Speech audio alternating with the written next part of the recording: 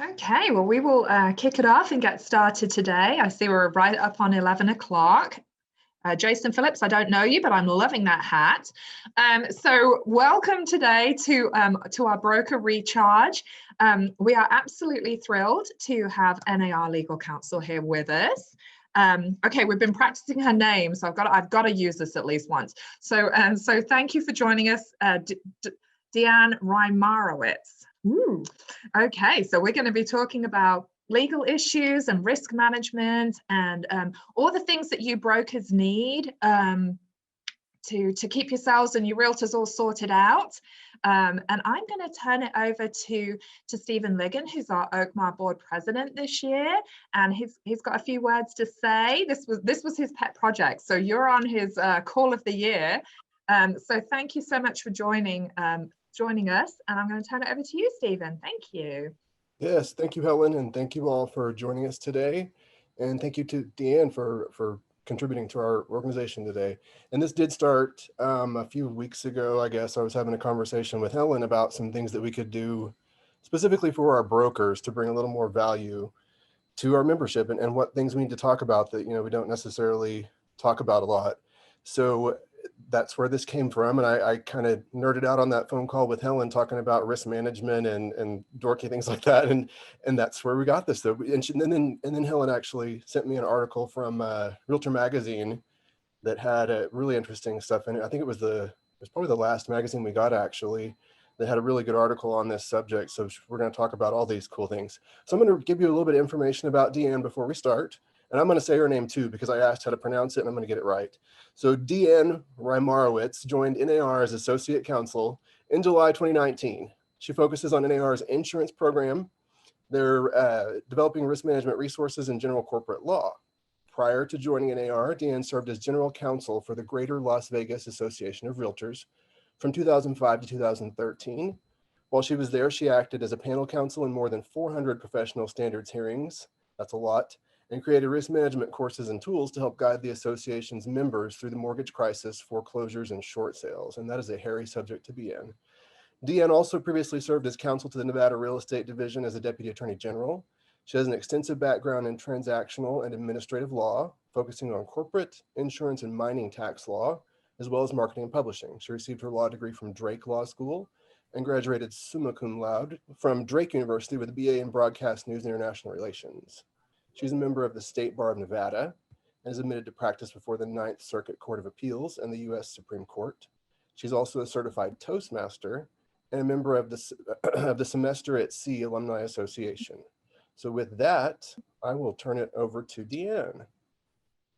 Well, thank you so much, Stephen. And thank you to the Oklahoma City Metropolitan Association of Realtors for inviting NAR Legal Affairs to be with you at your meeting today.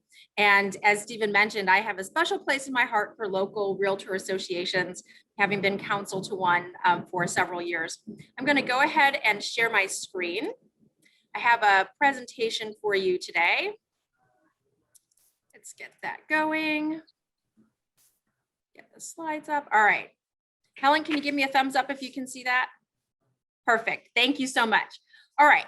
So this topic is near and dear to my heart as well, risk management. And Stephen also asked for a couple of special topics. So we're going to cover quite a few things in our time together today. And I will have time at the end for questions. We'll do an antitrust refresher. This is one of those topics that I think we can all use just a little reminder and nudge on from time to time. Then we'll talk about some highlights and recent activity with regard to website accessibility, particularly important for brokers, multiple offers and what I call the danger zones in those, some new information and a recent Supreme Court case on texting and calling with some good news for real estate professionals. And then finally, Stephen asked for some information about E&O insurance, which is one of my sort of nerd subjects. I am particularly fond of insurance matters and always happy to talk about it. I know, it's strange. But let's get started with where all this information is coming from. So twice a year, NAR's General Counsel, Katie Johnson, puts out this hot topics in broker risk reduction document every May and November. And so most of the topics I'm talking about today and all the resources that I'll be highlighting are available on this document. The URL is there for you, and I'll also send a copy to Helen to send out to all the participants after today's webinar. I'll also send a copy of all of my slides so that you don't have to be furiously trying to take notes to write down all the resources and URLs I'll give you. I will provide those to Helen after the presentation today to send out to all of you.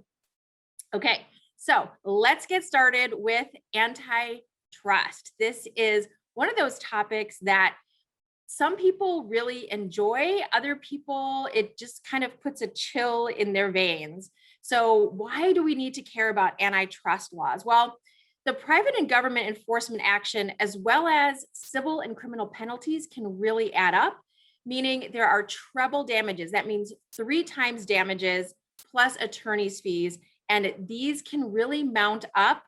And depending on the claim limits on your E&O insurance, may or may not be covered, again, based on whatever the claim limits are for antitrust issues in your E&O policy. So it's important to have an antitrust compliance program within your brokerage, and to occasionally talk about these issues with your salespersons.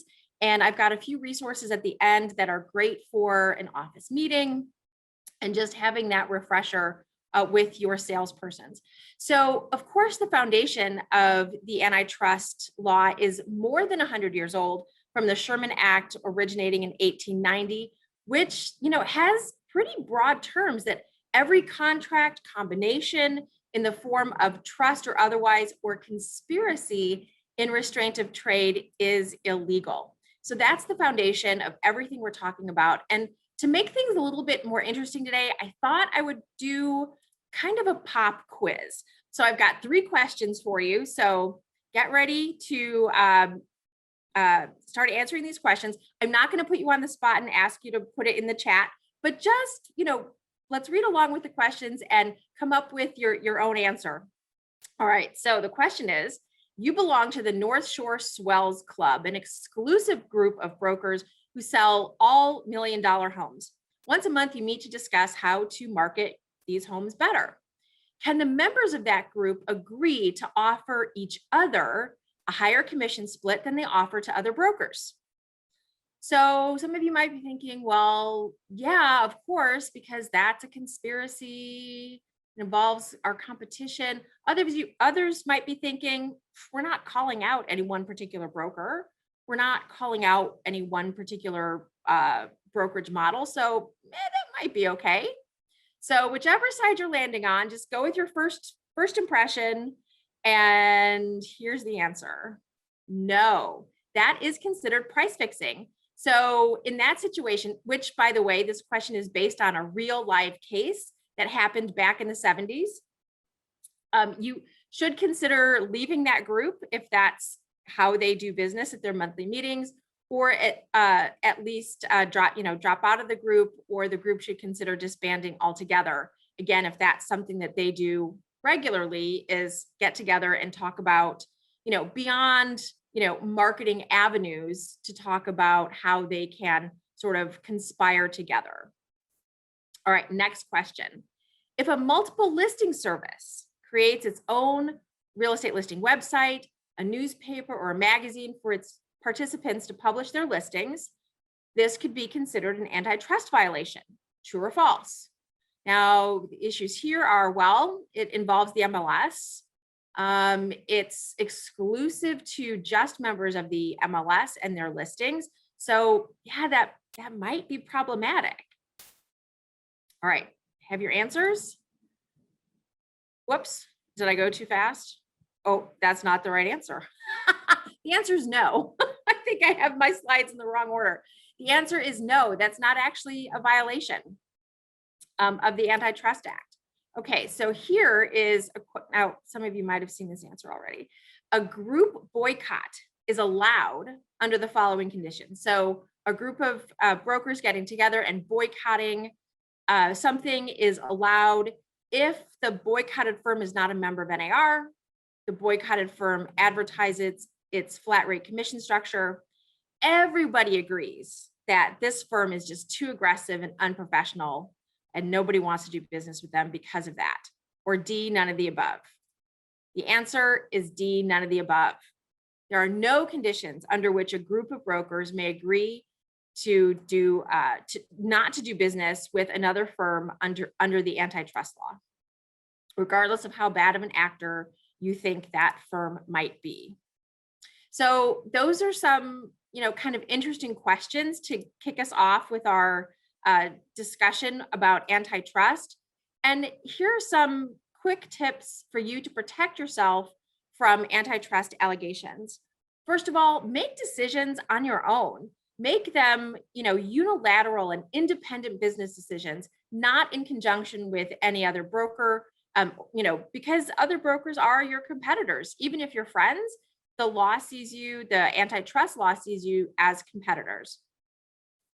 Don't participate in discussions with competitors that involves how to do business with other competitors or service providers. So getting together and talking about brokerage A because you don't like them and you think their business practices are questionable, don't participate. And if you hear a group of brokers, maybe you're at a committee meeting, maybe you're just at lunch and there's a group of brokers sitting at a table, withdraw yourself from that conversation and literally leave the conversation. And finally, if you ever have doubts whether something is or isn't an antitrust violation or potential violation, consult your legal counsel. So here are some more tips to have for your antitrust compliance plan. Have a written office-wide antitrust policy, antitrust compliance program, and require your staff and salespeople to periodically attend an antitrust education program. It's always a good idea to make that, part of the refresher. Require salespeople to report any suspected antitrust violations so that you can follow up and investigate. And then teach your salespeople how to respond to clients and consumers who have questions about the firm's pricing and practices. So again, a lot of this comes back to you as the broker being that trainer and providing that guidance and having those written policies. And then on social media, this is, kind of an up and coming hot spot. I think we should actually do an entire class just on social media. Don't answer an email or make comments on a website or on posts that disparage other companies or competitors. So for example, you see one of your friends who makes a post, I just did a deal with XYZ brokerage and I feel like, I need to go take a shower. They're just so yucky. And, do not respond, yeah, me too. Again, stay out of those conversations and maybe even have a conversation with your friend that you might want to take that post down. Next, avoid statements like, it's the rate we all charge when referring to commission rates. So if you hear something like that, do not contribute to the conversation, withdraw from the conversation. And don't get into discussions in forums. So this could be in chat rooms or private Facebook groups or on someone's Facebook page. Don't get into discussions that are disrespectful to other people or to other firms. Again, it all comes down to the appearance of singling someone out, the appearance of a group of brokers sort of getting together to single out a particular brokerage, or even a business model can all be potential violations of antitrust. So with that in mind, here are some resources that you can use within your brokerage. One is the Antitrust 101 video. I believe it's about 17 minutes long. It would be a great thing to use at a sales meeting. The Antitrust Pocket Guide is, again, something that you can purchase and provide to all of your salespeople. It would be a nice little welcome gift for, as part of like maybe a little welcome package for any new agents in your office. And again, just using the resources available to you to keep topics like this top of mind. Okay, let's move on to ADA website accessibility. And the issue that we're seeing here, of course, if anyone who's been around in real estate for a while, if you remember when the American with Disabilities Act was first passed, you know that there was a lot of talk about what are places of public accommodation, what changes do we have to make, adding ramps, for example, adding braille, signage, things of that nature, as persons with disabilities were guaranteed under the ADA to have, full access to places of public accommodation. But the question is whether a website qualifies as a place of public accommodation. Now, the ADA website accessibility claims in terms of lawsuits continue to be filed in large numbers. They skyrocketed a few years ago. They're still quite high, but remaining somewhat steady from 2019 into 2020. But businesses across industries, including real estate now, have seen waves of demand letters alleging that the business's website is inaccessible in violation of the ADA. Now, NAR has also received reports from brokers in multiple states, including Massachusetts, California, Florida, that there's a new wave of demand letters regarding accessibility claims. These letters are sent on behalf of an entity called Pursuit of Respect, and they assert not only ADA violations, American with Disabilities Act violations, but they also allege Fair Housing Act violations, kind of a unique twist for the real estate industry. Now, while the ADA's application to websites remains unsettled, as we'll see in a few moments, NAR has done extensive research with both in-house and outside counsel and found no legal basis for the assertion that the Fair Housing Act imputes any general or specific obligation on real estate professionals to ensure effective communication with individuals with disabilities. So as to the Fair Housing Act, we don't see any viable cause of action. And as to the American with Disabilities Act, that's still an unsettled question. So as a quick refresher, the American with Disabilities Act says that places of public accommodation must ensure effective communication with individuals with disabilities by providing them with auxiliary aids and services. Now, the ADA's requirement to make physical spaces accessible is completely clear, and we've been doing that for decades now. But over time, the issue of whether the ADA's accessibility provisions apply to websites, things beyond physical stores and offices, to websites and even mobile applications that people have on their smartphones, it's become more of a pressing and hot button issue. And as more business is being conducted on the internet, you are well aware that a large percentage of home buyers and even sellers look to the internet to start their search for a home or their search for a real estate agent. The ADA's application to the internet has become a major issue. So what does the Department of Justice say? Now, remember, the Department of Justice is the federal agency charged with enforcing the American with Disabilities Act. And they basically say all websites should be accessible, period, end of story. Unfortunately, they don't provide a lot of guidance as to what that actually means. In fact, they issued notices of proposed rulemaking, which would have provided some guidance in 2010 and 2016, but they stopped that rulemaking process, and there's no indication that they'll provide any additional guidance in the future. So what's a consumer to do? What's a business to do? Well, consumers have taken businesses to court a lot. And this is one of the most remarkable cases from the last couple of years. This is Robles versus Domino's Pizza. This is decided in the 9th Circuit. So not directly applicable to Oklahoma, which is in the 10th Federal Circuit. But in the 9th Circuit, the court said, look, existing guidance already articulates standards that require websites to provide full and equal access to individuals with disabilities, and you don't need to know anything else from the DOJ. Basically, the court said, look, the Department of Justice and all federal agencies follow what's called the WCAG guidelines. I'll talk about those more in depth in a moment. But those WCAG guidelines, that's all you need as a business. You don't need anything more. Furthermore, the Robles court, the Domino's court, held that they have a nexus standard, meaning if you have a brick and mortar office or a brick and mortar storefront in the case of Domino's, and you also have a website and or a mobile app, the website and mobile app have to be ADA compliant. So again, it's called a nexus test. If you have a physical location, your website must also be accessible. The rationale is if the ADA applies to your physical location, it also applies to your internet location. But then we got some better news from the 11th Circuit Court of Appeals. Just recently, back in the beginning of April, the 11th Circuit decided the Gill versus Winn-Dixie case.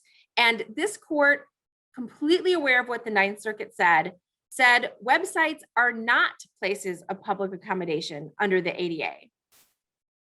And that the website is not an intangible barrier to a disabled consumer's ability to enjoy fully and equal access to the goods and services of a store.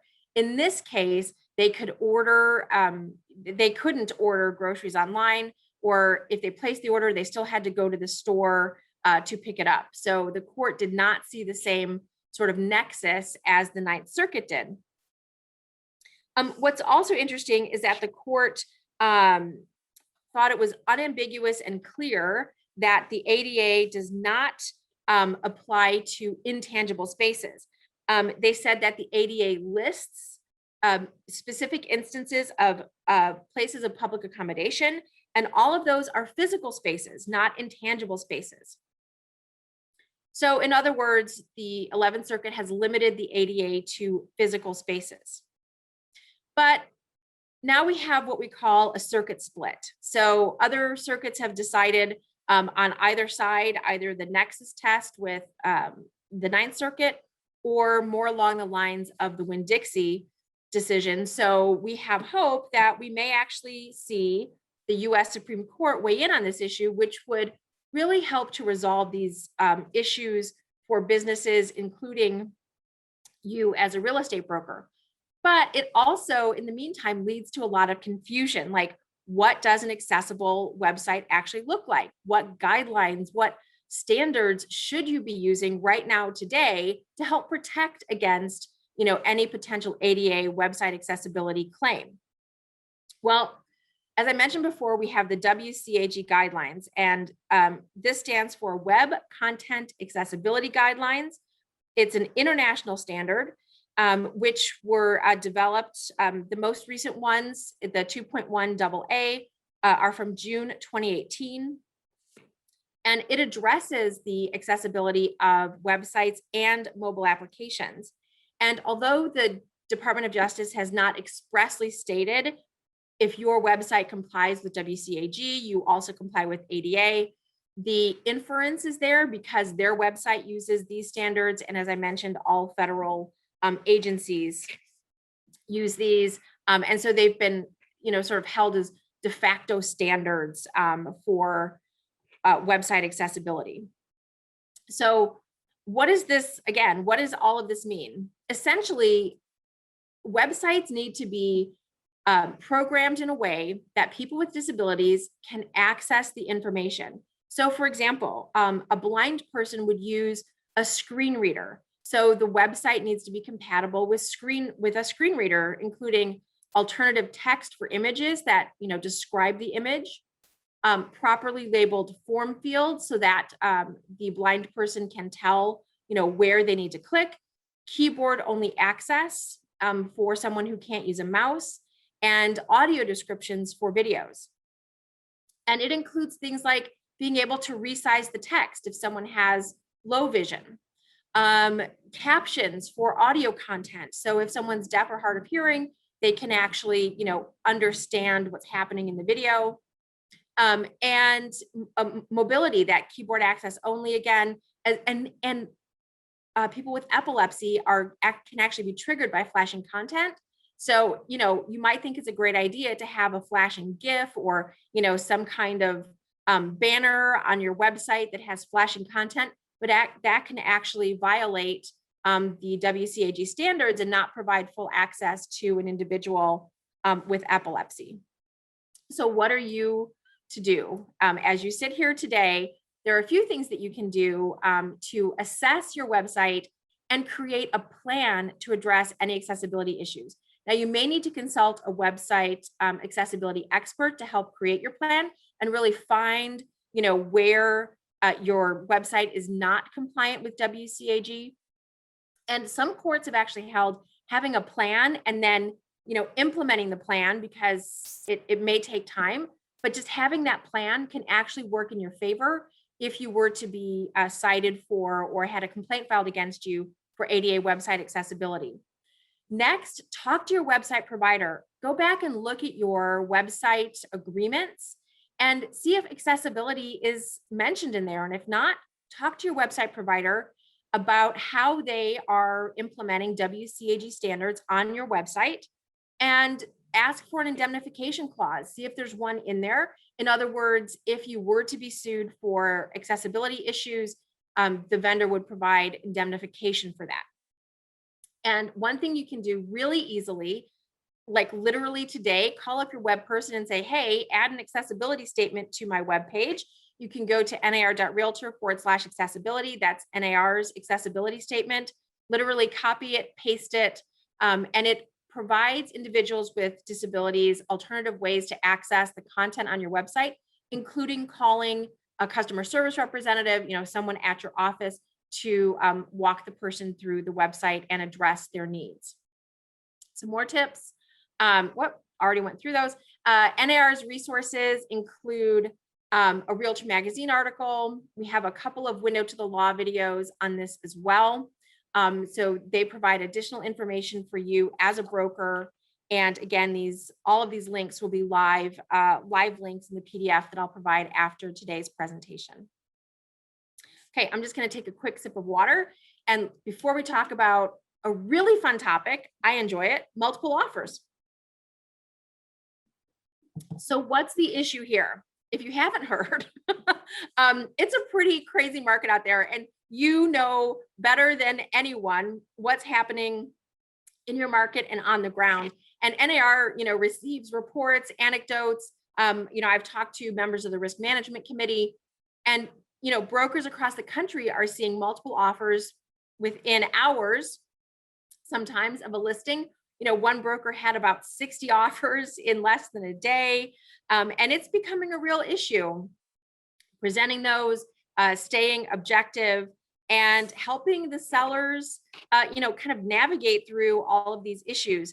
And the thing is, multiple offers can lead very easily to misunderstandings, and even some missed opportunities. But in situations like this, I always like to say, go back to the basics, and adhere to some fundamental principles. You can avoid complaints and fair housing issues while helping both your sellers and buyers navigate multiple offers.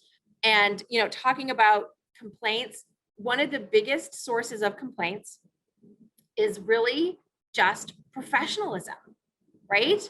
So one of the tips, I'll give you a tip right off the bat, is if you do receive multiple offers and your seller selects one, let's say you got 19 offers, your seller selects one, let the other 18 agents know that their offer was not accepted, because what's happening is the buyers are now mistrusting their buyer's agent, because the buyer's agent doesn't know what's going on with the offer because the listing agent never told them. So it's, it just creates this ripple effect. So, a quick email, some agents will actually call all the other, buyer's agents that their offer wasn't accepted, but just let them know what's happening. And that right there will A, solidify you as a pro, as a true professional, and B, can help stem potential complaints. All right, we have 4 danger zones that I like to call them. The first are love letters. So a love letter could be an actual letter or note. It could be a photo. It could be a video, or really any communication that accompanies the buyer's offer in an effort to appeal to the emotions of the seller. Now, the problem is these love letters often innocently include information that could lead to a fair housing violation, because they include information that reveals a protected characteristic of the potential buyer. For example, I love the wide hallways. I'll easily be able to get my wheelchair through the home, or we can see our family celebrating Christmas around the fireplace. So these are, pretty innocent comments, but it can trigger implicit bias in the seller, meaning the seller identifies with that individual and selects an offer based on a feeling, or because they just like, they like this person, they like this family. And it can sometimes work in the opposite direction. Like, we're so excited for our kids to use the pool. The seller might think, well, the pool's not suitable for kids. Why would they have their kids, using the pool? Whatever. So sometimes it works the opposite direction for the seller. But at any rate, these love letters can lead to fair housing violations. Because remember, accepting an offer based on anything other than the price, terms, and merits of the offer could violate fair housing law. So it's important, as both a listing agent and a buyer's agent, to explain the pitfalls of love letters to your clients and stress the importance of sticking to objective criteria in order to adhere to the fair housing law. Now, the safest, most conservative course is that real estate professionals should discourage the use and consideration of buyer love letters to reduce even the risk of discrimination. But of course, we also have to be practical. And we've heard that, buyers are now doing end runs and, tracking the seller down on social media, or they're sending a letter directly to the home. Obviously, they know the address of the home, and using those kind of tactics to kind of circumvent their agent. So if your buyer's absolutely insistent, I want to write a love letter, my cousin did it, my friend did it, I read about it in Time Magazine, whatever, it's okay, as long as they stick to, because the buyer's going to do what the buyer wants to do, right? You know this better than I do. Remind the buyer to stick to those objective criteria and avoid any kind of personal reference to those protected characteristics. Again, race, color, religion, national origin, sex, familial status, and disability. Avoid all of those. I read about one love letter that was written in the voice of the dog, that the dog was excited about, the large backyard. The dog was excited, and they can get very creative. Again, avoid, if you do want to allow your clients to write them and read them, make sure that they are sticking to objective criteria. Also, check with your state association to see if they have any specific guidance relative to buyer love letters. Some state associations are, I know California has now an advisory, like a disclosure for buyers to sign. So some state associations are taking guidance on this as well. The next danger zone are escalation clauses. So an escalation clause is where an offer states that if a competing bona fide offer is made on the property, the buyer's offer will automatically increase by a certain dollar amount up to a maximum cap. So there are some issues here. I actually have spoken with brokers who will not allow their agents to write escalation clauses because they get very tricky and very messy very, very quickly. Because if you have multiple offers, what if you now have multiple escalation clauses? Yeah, it gets really messy. And here are some things, reasons maybe you don't want to do an escalation clause, because the buyer's already tipped their hand at the top price that they'll offer. So we've heard of sellers countering an escalation clause with that top price. Again, some brokers don't allow them because it can trigger additional liabilities, including the disclosure or how to document those other bona fide offers, which can be illegal in some states or even violate the terms of the offer. And to be effective with an escalation clause, which may go, tens of thousands of dollars over list price, your buyer may need to waive the appraisal contingency and show proof of funds to cover that appraisal gap. That's another issue with multiple offers. And then the last thing is, don't try to write it yourself. Use legal counsel. If your local or state association has a form, use the form, because again, these are just rife with liability issues, and definitely use either legal counsel or a form if your buyer, again, insists on using escalation clauses. Another thing we're seeing in today's market is the practice of waiving all contingencies.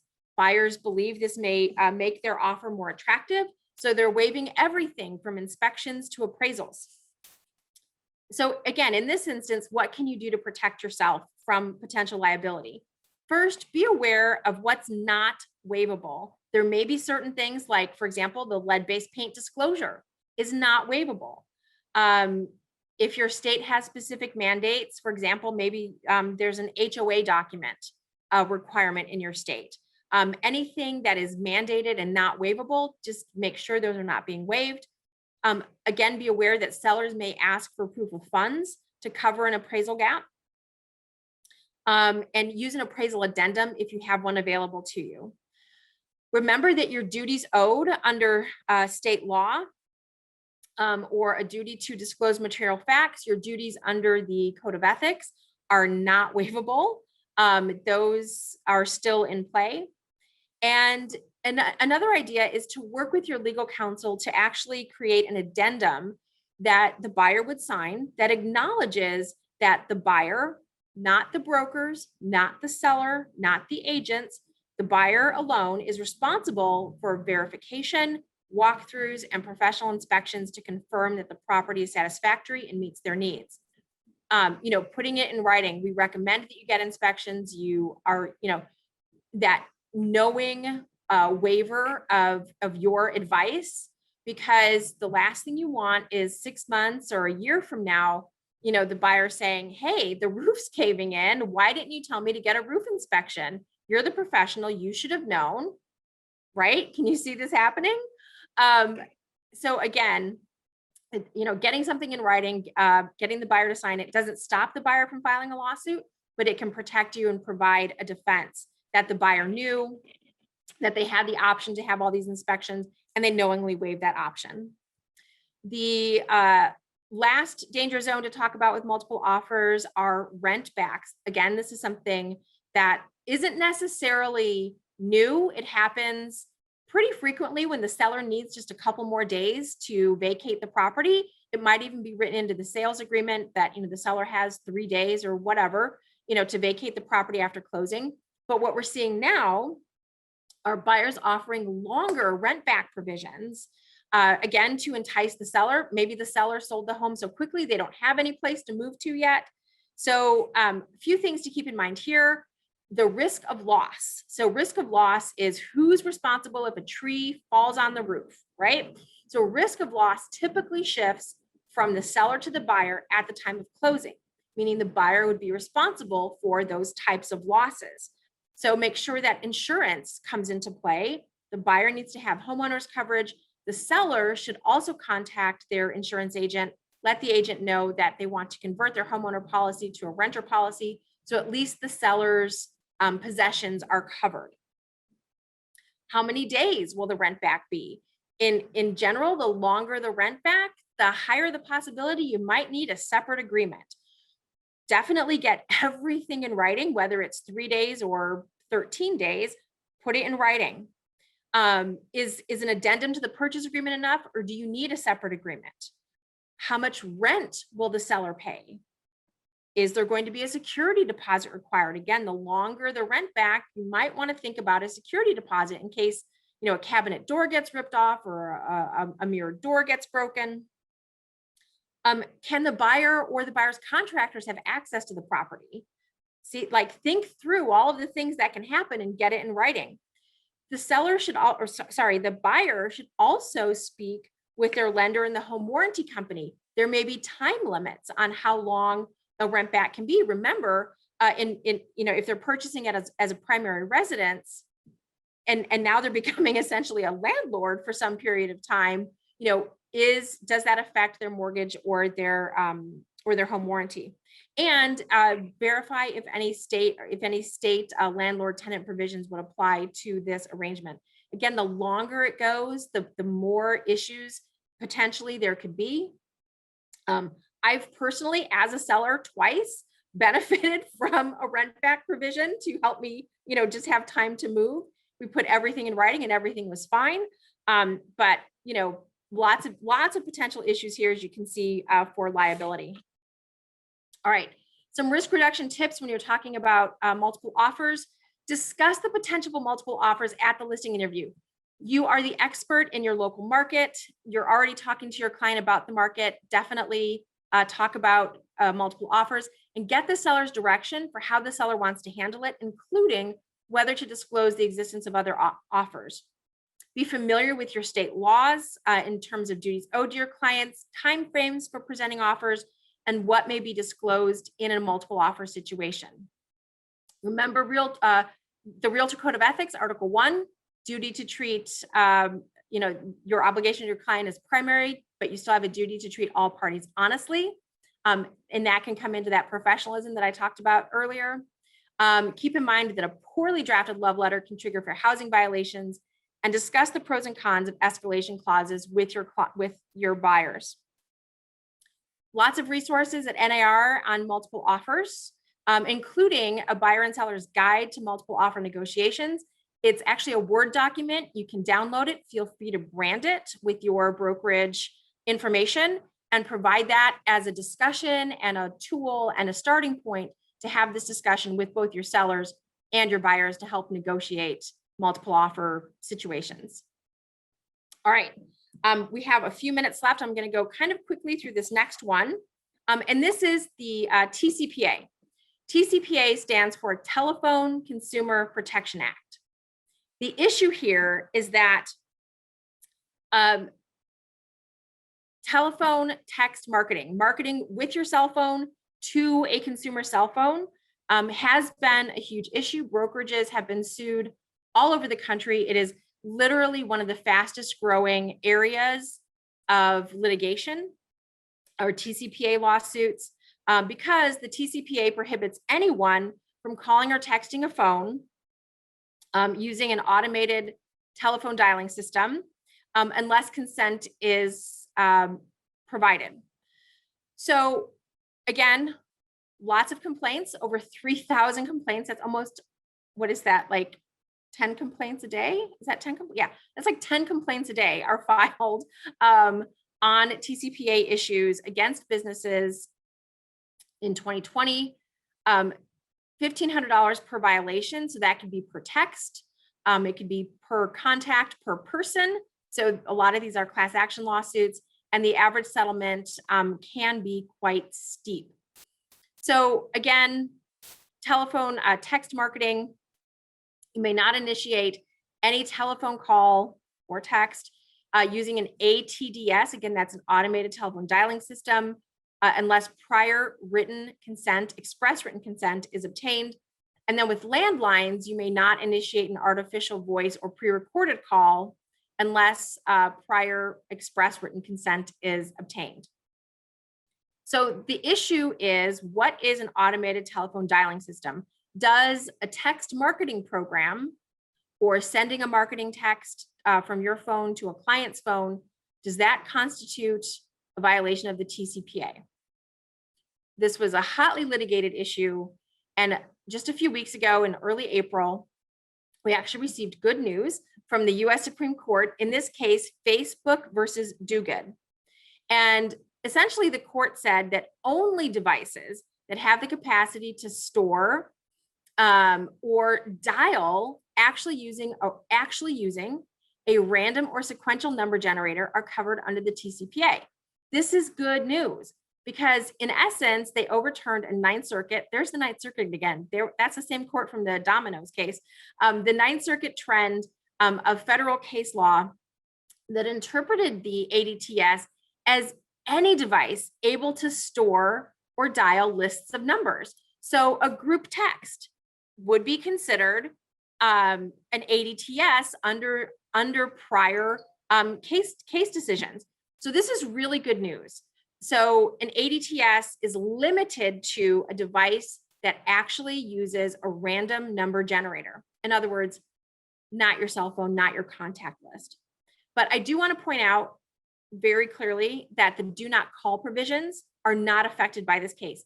Still comply with the do not call and use your brokerage's policy about scrubbing lists and all of that before making cold calls.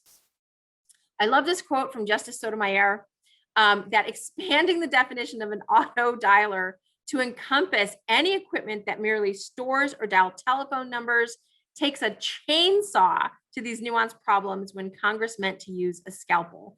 I think that's brilliant. It's a brilliant analogy, that these other cases just went too far, and it's really good to have the U.S. Supreme Court sound off on this. So the result is that direct and targeted calls that do not make use of a random or sequential number generator do not require consent. They do not require consent. Again, as long as it's not using that random or sequential number generator. Prior consent is still the gold standard for TCPA liability protection.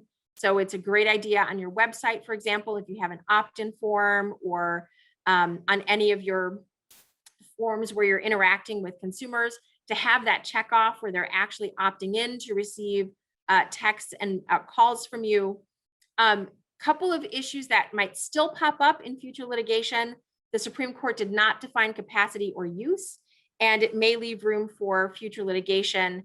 And as we see, this is pretty typical, that when the Supreme Court makes a decision, that Congress or the state legislatures may actually consider new laws because of that decision. So this isn't a completely settled issue yet. However, it is very good news that you do not require consent to make direct calls or texts, not using that sequential number generator.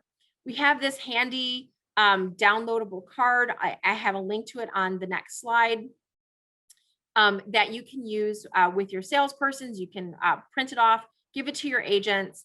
It's just a good handy little tool to know when consent is required. Again, consent is still the gold standard. Keep copies of the consent forms, as part of your record keeping policy. Consent forms should have the wireless number on there. And again, they agree to receive calls. And this is really important. You probably do this as a consumer when you get a text that you don't want. I did this a lot during the campaign season. I'm like, how did I get on all these lists? Allow recipients to easily cancel or opt out of text by simply replying stop or opt out, cancel, anything like that. Check with if you use a text marketing vendor, check and make sure the program that you're using actually allows recipients to easily opt out of future texts. Also, promptly remove anyone who opts out, and talk to your vendors about compliance with the TCPA and the do not call. And again, look for that indemnification in your agreements with any third-party vendors. We have some resources at NAR.Realtor. That quick reference guide is the second one, that little card that I just showed. And we have several window to the laws. Again, this could be a good thing to show at a sales meeting. John McCloskey, who is our senior political compliance attorney, just did the most recent one is that last one, the TCPA update on cell phone marketing. It's just about 4 minutes long. Great thing to send out to your agents. All right, I have just a couple more slides. I think we're going to end on time, Helen and Stephen. So I want to wrap up just by talking about a really important risk management tool for you as a broker. And that is E&O insurance. This is an essential tool to help you manage your risk, because here's the thing. Even if your agents are super careful in what they do, and they're professional in how they do his or her job, you as the broker are still at risk. Again, it takes just a couple $100 and a lawyer to go file a lawsuit and make a claim against you. And it's helpful to have someone in your corner who can help you defend the claim, help pay for legal expenses, and help defend your claim. So according to the Risk Management Issues Committee, we received a report from an E&O insurer in the real estate space. Insurers are seeing increases in both the frequency and number and severity of claims. Now, this is due in part to the market that we're in. The more transactions there are, the more chances for liability there are. So it's, it's a pretty, it's it would be common to see an increase in sales equals an increase in claims. But we're seeing this across multiple industries, not just in real estate. So there is definitely an upward trend for litigation and claims against businesses. And here's the thing, the time to find out that a TCPA violation or a discrimination claim isn't covered by insurance is not the day you get the complaint. So it's a good time now that we're in this busy market, and brokerage models are changing, the services you're delivering might be changing because of the pandemic. It's a good time to reflect and look at your E&O policy. And if you don't have E&O coverage, it's a good time to consider getting some. Now, remember that an insurance policy is a legal contract between you as the insured and the insurance company. So when you're reviewing the policy, pay attention to these particular aspects. Number one, you want to know who's covered. Are all of your salespeople covered automatically? What about staff that you employ at your brokerage? What about personal assistants that are employed by a team in your brokerage and not by the brokerage itself? These are all things to look at.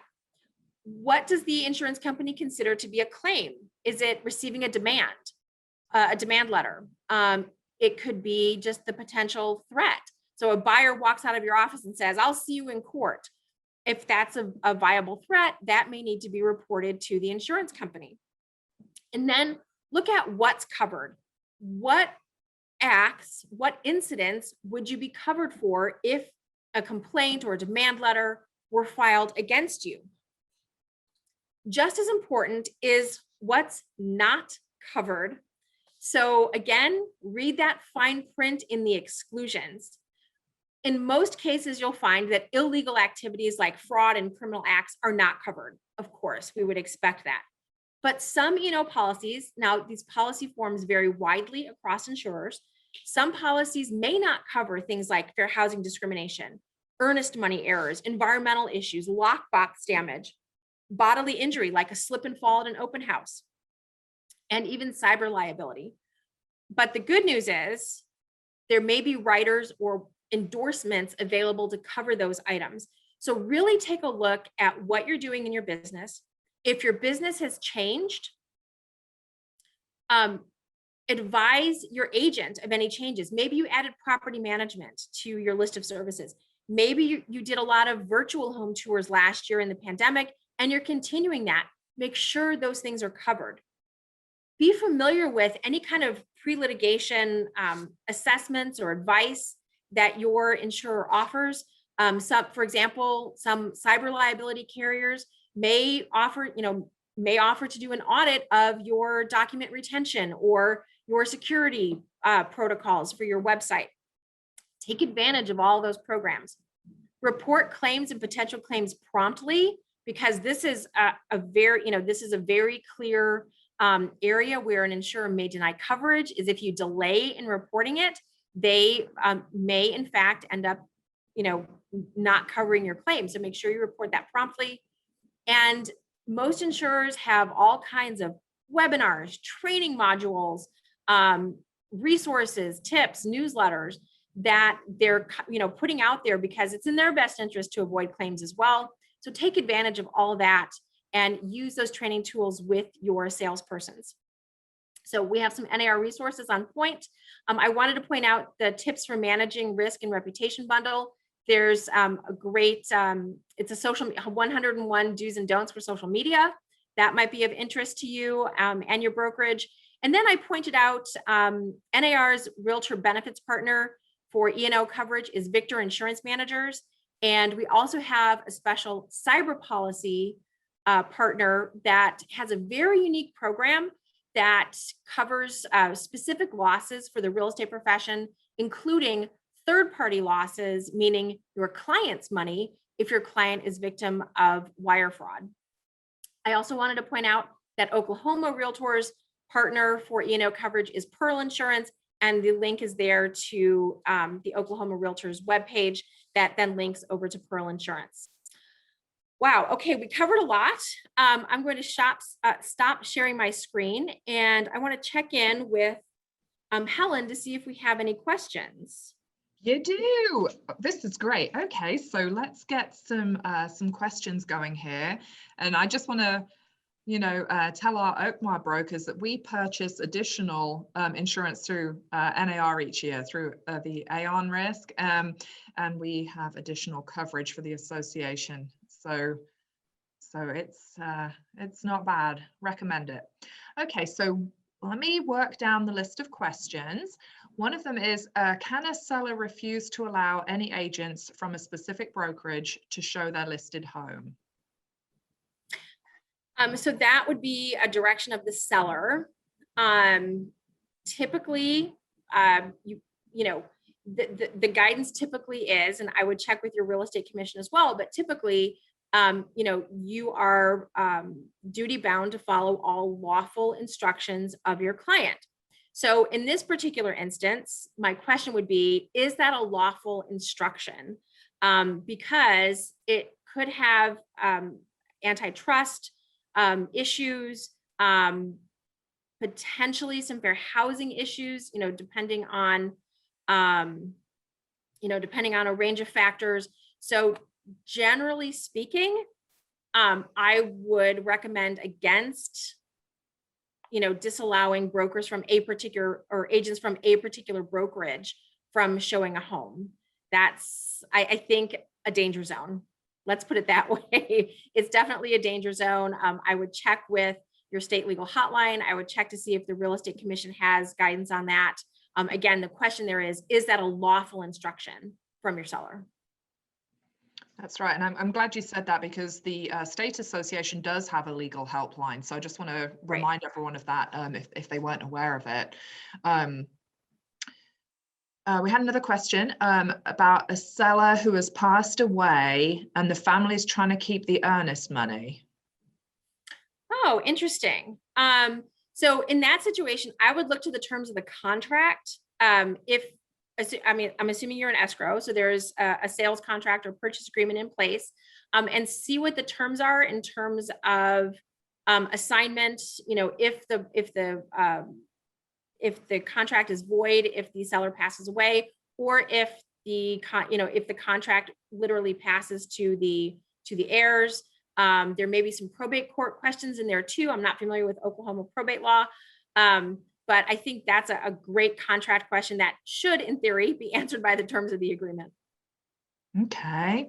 What is it? Death and money. It always gets very squicky, doesn't it? It does. Oh, okay. So does the issue of discussions in forums that are disrespectful to other firms or people include affiliated companies like builders or mortgage lenders? I would, if it's an allied industry to real estate, I would say yes. Because they are so closely tied to the real estate industry. I think I think it's just a professional, good business practice to avoid any kind of disparaging comments about anyone who, you might actually need to do business with one day as well. So I'll always remember that aspect too, that, you may have to do business. And, the other thing is, even likes, like if you like a post, maybe you don't comment on it, but I want to point this out because I just learned this. So those likes can get, recorded. And so even if you didn't comment, it is possible to go back and actually look at what you liked. So I would actually discourage even liking posts that disparage any other company. Okay. Okay, it's a question on love letters, and I have to say I did write a love letter for a rental property on behalf of my dog one time, so I'm in that group. So along the lines of that, what's your opinion of redacting the buyers' names? This is a very good question, because there's actually federal litigation in Rhode Island. I had to think about it because it involves a purchaser from Massachusetts, but the property was in Rhode Island, where the seller refused to sell based on the buyer's name. So all the negotiations were conducted before the actual, written purchase agreement was submitted. The seller agreed to all of the buyer's terms. written agreement submitted to the seller. The seller asked the agent, is the buyer Black? And because of the buyer's name. And the agent said, well, yes. And like cut off, like immediately cut off, communication with the seller, went back, talked to the broker.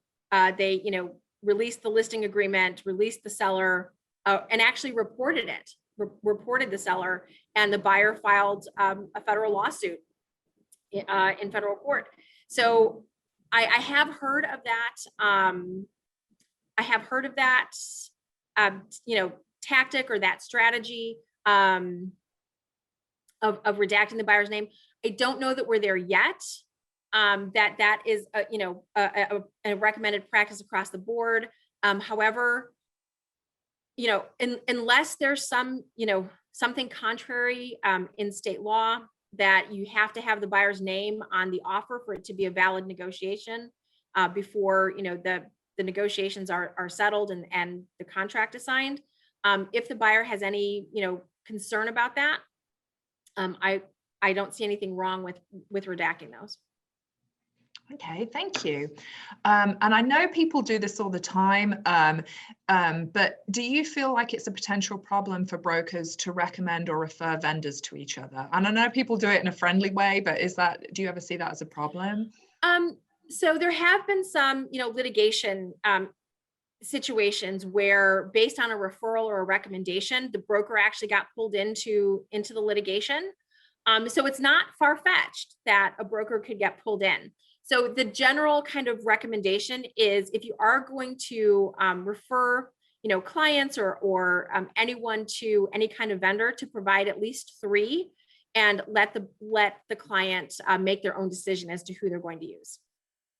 Okay, and then we have, does a personal general liability umbrella policy typically provide any benefit to a business? A personal general liability umbrella policy. I